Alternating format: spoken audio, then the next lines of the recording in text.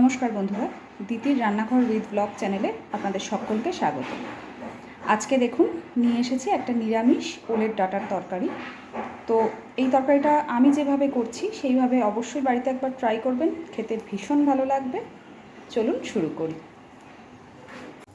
গ্যাসের ফ্লেমটা অন করে কড়াই বসিয়ে দিয়েছি, কড়াই গরম হয়ে গেছে। এবার দিয়ে দিচ্ছি তেল। আমি রান্নাটা সাদা তেলে করছি, আপনারা চাইলে সর্ষের তেলেও করতে পারেন।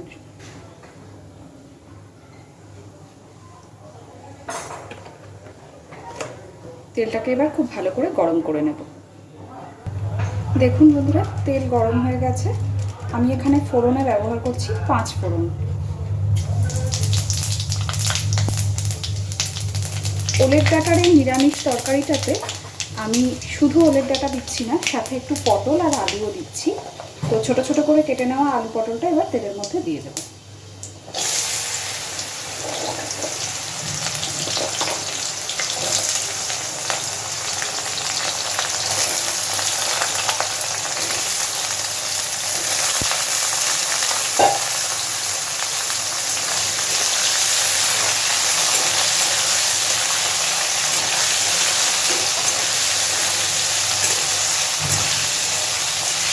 আলু, পটল আর ওলের ডাঁটা দিয়ে এই তরকারিটা কিন্তু খেতে ভীষণ ভালো হয়। এবার পটল আর আলুটাকে কিছুক্ষণ আগে একটু ভেজে নেব।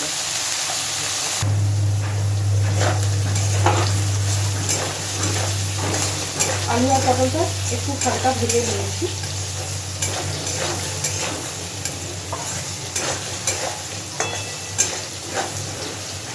এবার এর মধ্যে আমি দিয়ে দিচ্ছি পরিমাণ মতন লবণ,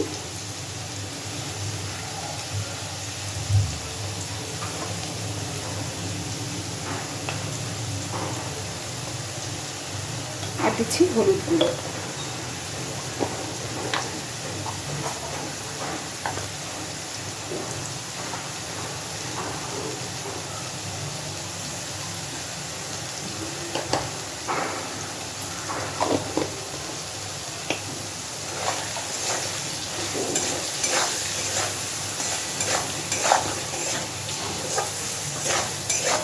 এইবারে আমি এর মধ্যে কেটে রাখা ওলের ডাঁটাটা দিয়ে দেবো।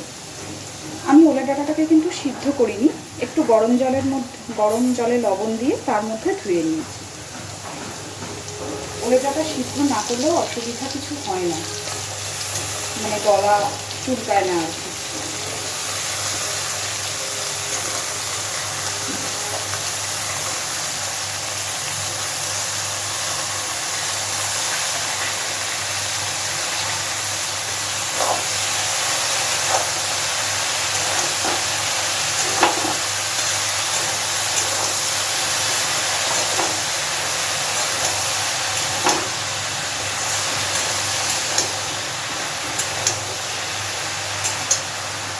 এইবার মিনিট 5 সময় ধরে ওলের ডাঁটাটা একটু ভেজে নেব ভালোভাবে।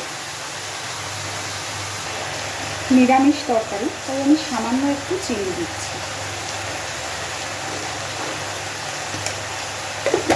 আপনারা চাইলে না দিতেও পারেন, কিন্তু একটু চিনি দিলে স্বাদটা ব্যালেন্স হয়। দেখুন বন্ধুরা, অনেকটাই কিন্তু কমে গেছে, ওলের ডাঁটাটাও অনেকটা মেজে গেছে।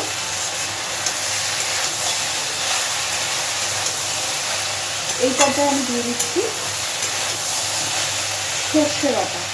আমি এখানে সর্ষেটা বেটে দিয়েছি আর কাঁচা লঙ্কাটা কুচিয়ে দিয়েছি, কিন্তু আপনারা কিন্তু সর্ষে কাঁচা লঙ্কাটা একসাথে বেটে দিলে এটা খেতে বেশি ভালো টেস্ট আসবে।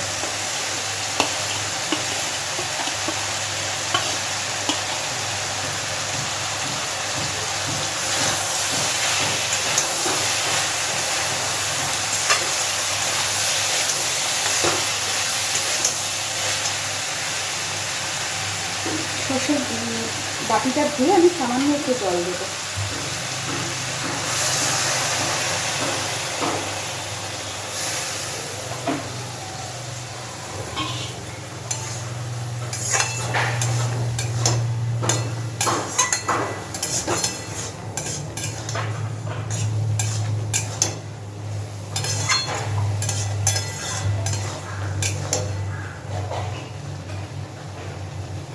ওলের ডাঁটা তো সিদ্ধ হতে সেরকম একটা সময়ও লাগে না, আর আলু পটল মোটামুটি সবই কিছুটা করে সিদ্ধ হয়ে গেছে।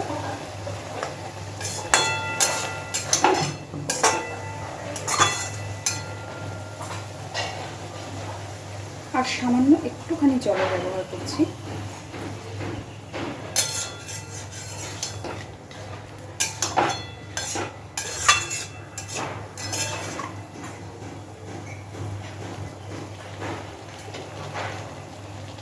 কিছুক্ষণ এইভাবে একটু ফুটিয়ে নেব। এবার দেখুন অনেকটাই মজে গেছে, জলটাও অনেকটা শুকিয়ে এসেছে। আরও কিছুক্ষণ নাড়াচাড়া করে পুরো এটাকে শুকিয়ে নেব, যাতে তরকারিটাতে একটুও ঝোল না থাকে।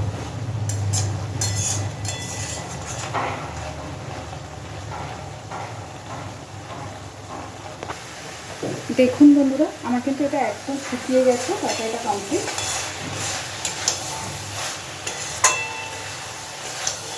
এবারে আমি গ্যাসের ফ্লেমটাকে অফ করে দিচ্ছি।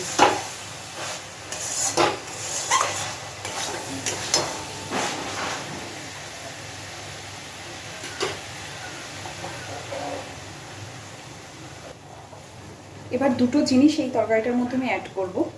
প্রথম দিচ্ছি সামান্য একটু কাঁচা সর্ষের তেল,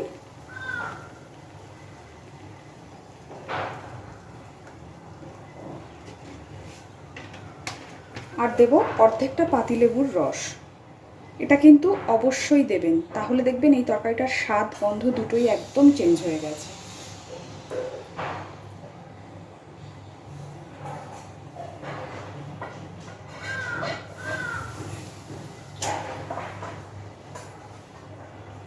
এবার খুব ভালোভাবে নেড়েচেড়ে মিশিয়ে নেব।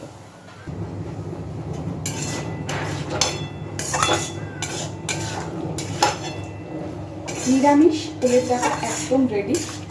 আমি আপনাদেরকে অনুরোধ করব এইভাবে একবার অবশ্যই বাড়িতে ট্রাই করবেন ওলের ডাঁটা। লেবুটা দেওয়াতে শুধু স্বাদ গন্ধ চেঞ্জ হবে তাই না, গলা চুলকানোরও কোনো ভয় থাকবে না। তো আমার এই সহজভাবে নিরামিষ ওলের ডাঁটার রান্নাটা আপনাদের কেমন লাগলো আমাকে অবশ্যই জানাবেন। আর যদি আমার এই রান্নাটা ভালো লেগে থাকে বাড়িতে ট্রাই করবেন। আমার চ্যানেলটাকে লাইক, শেয়ার, সাবস্ক্রাইব করে অবশ্যই আমার পাশে থাকবেন। ধন্যবাদ।